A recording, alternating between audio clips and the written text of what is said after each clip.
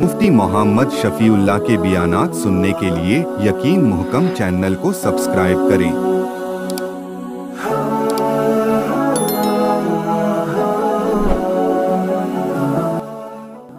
नहमदुहु व नुसल्ली अला रसूलिहिल करीम। अम्मा बअदु फ़अऊज़ु बिल्लाहि मिनश शैतानिर रजीम। बिस्मिल्लाहिर रहमानिर रहीम। अक़ीमुस्सलात व आतुज़ ज़कात सुम्मा तवल्लैतुम इल्ला क़लीलन मिनकुम व अंतुम मुअरिदून। सदक़ल्लाहुल अज़ीम। अल्लाहुम्मा सल्लि अला मुहम्मद व अला आलि मुहम्मद कमा सल्लैता अला इब्राहीम व अला आलि इब्राहीम इन्नका हमीदुम मजीद। अल्लाहुम्मा बारिक अला मुहम्मद व अला आलि मुहम्मद कमा बारकता अला इब्राहीम व अला आलि इब्राहीम इन्नका हमीदुम मजीद। साबिक़ा दर्स में बनी इसराइल ने जो अल्लाह से अहद किए थे उनमें से नमाज का ज़िक्र किया था कि नमाज की कितनी अक़साम है और नमाज की कौन से औक़ात हैं। आज के दर्स में एक आखिरी जो अहद था वो था बनी इसराइल का अल्लाह से अहद ज़कात का अदा करना। अल्लाह ने फरमाया आतु ज़कात, तुम ज़कात दोगे। ज़कात का लफ्ज़ी माना है बढ़ना या माल को पाक करना। हम देखते हैं कि अगर किसी के पास 1 लाख रुपया है और उस पर ज़कात है तो ज़कात देने के बाद 1 लाख में से 2.5% निकाल दें तो वो कम हो जाएगा ना। 1 लाख में से ज़कात अदा करने के बाद माल कम हो जाता है, लेकिन ज़कात का माना है कि माल का बढ़ना। एक इंसान माल कमाता है, हलाल रोज़ी करता है, हलाल माल कमाता है, उसका माल पाकीज़ा होता है। लेकिन ज़कात का माना है कि माल का पाक होना, पाकी हासिल करना। वो तो माल पहले से पाक है, पाक को दोबारा कैसे पाक किया जाता है ज़कात अदा करके। जहाँ है कि माल का बढ़ना, उससे मुराद ये है कि इंसान जब ज़कात अदा करता है, अगर वो कोई काम ना करे, माल को तिजारत में ना लगाए, करते करते वो तो माल नीचे आ जाएगा। इसीलिए तरगीब दी गई है अगर किसी के पास निसाब के बक़दर माल मौजूद है तो अपने माल को वो तिजारत में लगाए, और तिजारत से माल बढ़ता है। और जो ज़कात अदा करता है वो मोमिन होता है। और अल्लाह के नबी सल्लल्लाहु अलैहि वसल्लम ने इरशाद फरमाया कि मोमिन समझदार होता है, और समझदार बंदा माल को छुपा के नहीं रखता। ये बखील ऐसे काम करता है कि छुपा छुपा के रखता है। जो मोमिन है, जो माल की ज़कात अदा करता है, वो समझदार है, वो अपने माल को छुपा कर नहीं रखता, बुखल नहीं करता, वो माल को तिजारत में लगाता है और तिजारत से माल बढ़ता है। माल पाक कैसे होता है ज़कात से? वो तो पहले से पाक है। रसूलुल्लाह सल्लल्लाहु अलैहि वसल्लम ने इरशाद फरमाया कि जो भी तुम्हें रिज़्क़ हलाल अता किया जाता है उस रिज़्क़ में गरीबों का भी हिस्सा होता है। तुम्हें रिज़्क़ दिया जाता है गरीब और नादार लोगों की वजह से। अगर तुम्हारे पास कोई बंदा सवाल लेकर आए तो ये न समझा करो कि मेरे पास पैसे हैं, ये समझा करो कि इसका रिज़्क़ अल्लाह ने मुझे दिया है, मैं इसको दे रहा हूँ, उसी का रिज़्क़ होता है। और जब बंदा ज़कात अदा करता है तो गरीब को, उसका हकदार को उसका रिज़्क़, उसका माल देकर अपने माल को पाक कर लेता है। और अगर उसका हक भी रख ले, ज़कात अदा न करे, तो इसका माल तबाह बर्बाद हो जाता है और इसके काम का नहीं रहता। बहुत सारे ऐसे लोग मेरे मुशाहिदे में हैं जो ज़कात नहीं अदा करते थे, लेकिन हर साल ज़कात से कहीं ज़्यादा उनका नुकसान हो जाता था। भैंस मर गई, गाय मर गई और नुकसान हो गए, ऐसे नुकसान हो जाते थे। तो जो बंदा नुकसानात से बचना चाहे, परेशानियों से बचना चाहे, उसे चाहिए ज़कात अदा करे। अब ज़कात कैसे अदा करे? अल्लाह रब्बुल इज़्ज़त ने इरशाद फरमाया लन तनालुल बिर्रा हत्ता तुनफिकू मिम्मा तुहिब्बून। تم ہرگز نیک نہیں بن سکتے ہو، تم ہرگز نیکی پا نہیں سکتے ہو، نیکی کو پہنچ نہیں سکتے، نیکی حاصل نہیں کر سکتے۔ لن تنالوا البر، بر کا لفظ آ گیا۔ عربی زبان کی فصاحت و بلاغت کا اندازہ اس بات سے لگائیں، باقی جتنی بھی زبانیں ہیں ان میں مہمل لفظ موجود ہوتے ہیں، موضوع اور محمل، جیسا کہ میں نے ایک دفعہ پہلے بھی عرض کیا تھا، محمل لفظ موجود ہوتے ہیں جن کا معنی کوئی نہیں ہوتا، لیکن عربی زبان اللہ نے وہ فصیح زبان بنائی ہے کہ اس میں محمل لفظ ہی نہیں ہے۔ لن تنالوا البر، بر با کے نیچے اگر زیر لگا دو تو اس کا معنی ہوتا ہے نیکی، اور اگر با کے اوپر زبر لگا دو بر، اس کا معنی ہوتا ہے خشکی، صحرا، بر و بحر، بر اس کا مطلب خشکی، صحرا، اور اگر پیش لگا دو بر تو اس کا معنی ہوتا ہے گندم کی بوری، قفیز اسے کہتے ہیں، گندم کی بوری، بر بر بر۔ لن تنالوا البر، کوئی بندہ نیکی کو نہیں پہنچ سکتا، نہیں حاصل کر سکتا، حتی تنفقوا مما تحبون، یہاں تک کہ تم وہ اللہ کی راہ میں خرچ کرو جو تمہیں زیادہ پسند ہے، جو تمہیں زیادہ محبوب ہے۔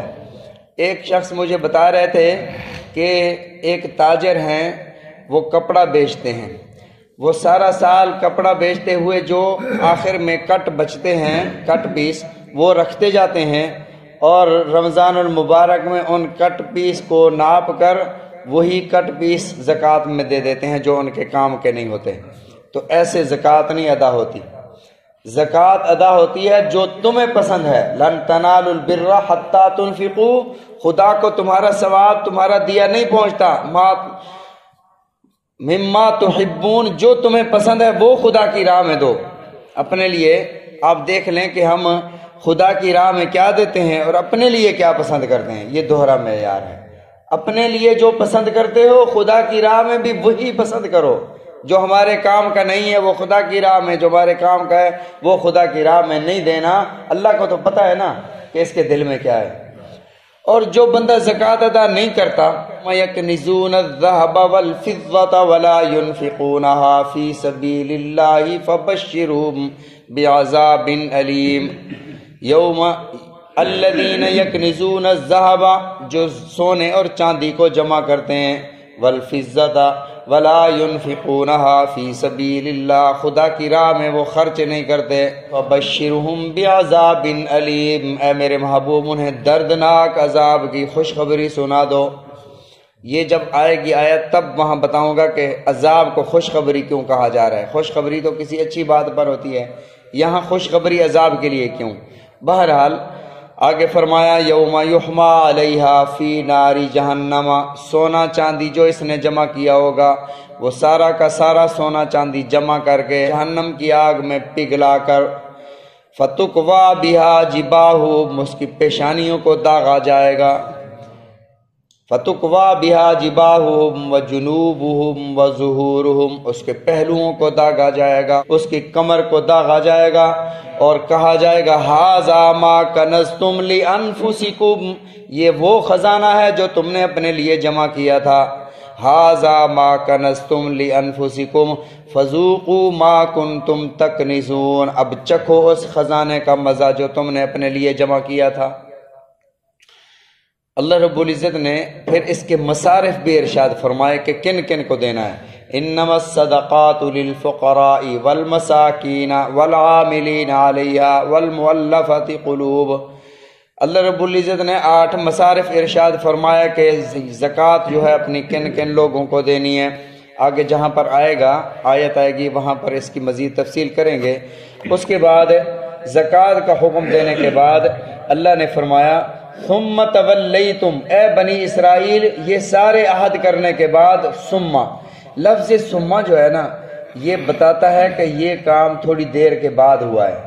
اللہ رب العزت نے انبیاء سے عہد لیا کہ ایک نبی آئیں گے، لَتُؤْمِنُنَّ بِهِ وَلَتَنْصُرُنَّ، اگر تمہارے زمانے میں وہ آ جائیں تو ان کی مدد اور نصرت کرنی ہے، تم نے ان پر ایمان بھی لانا ہے۔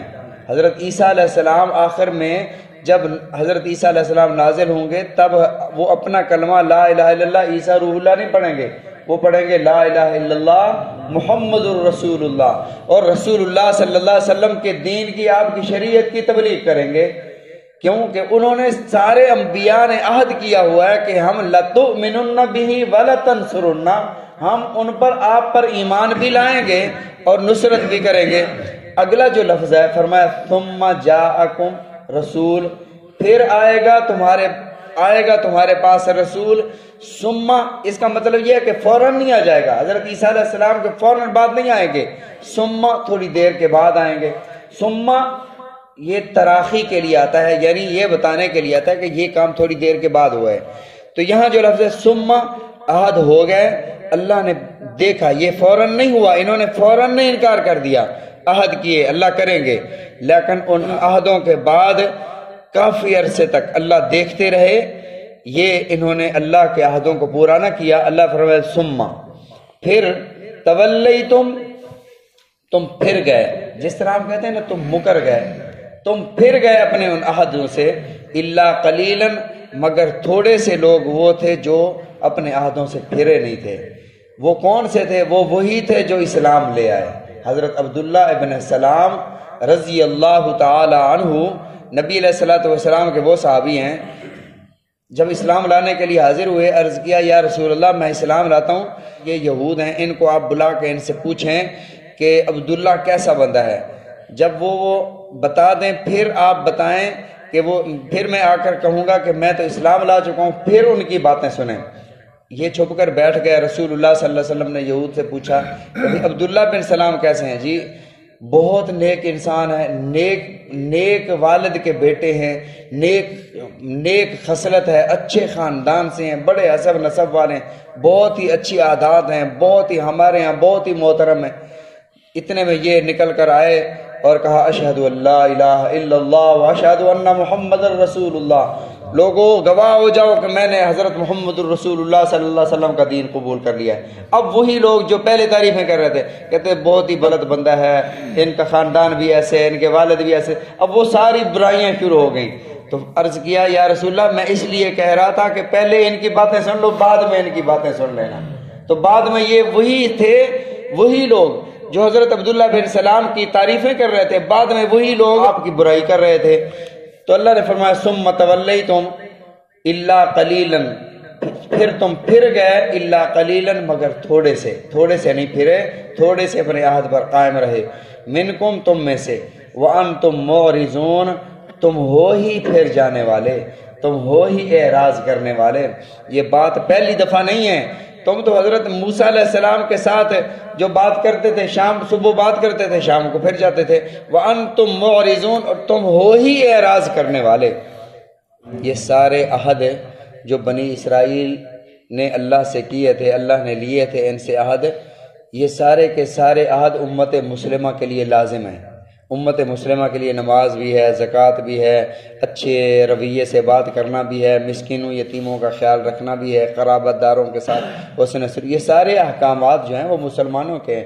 اللہ نے یاد دلایا مسلمانوں کو، اے امت مسلمہ، اے میرے حبیب صلی اللہ علیہ وسلم کے امتیوں، یہ کام بنی اسرائیل کے ہیں۔ تم نے جب لا الہ الا اللہ محمد الرسول اللہ پڑھ لیا تو سمجھو تم نے عہد کر لیا کہ ہم ہر بات اللہ کی مانیں گے اور رسول کی زندگی کے مطابق، آپ کے احکامات کے مطابق چلیں گے۔ اگر تم نے ادھر ادھر کیا تو سمجھو کہ تم نے عہد توڑ دیا، اور عہد توڑنے والوں کا انجام بنی اسرائیل کا دیکھ لو۔ اللہ نے کھول کھول کر بنی اسرائیل کا انجام بیان فرمایا۔ اللہ رب العزت ہم سب کو نبی علیہ الصلوۃ والسلام کے فرامین سمجھنے کی، عمل کرنے کی توفیق عطا فرمائے۔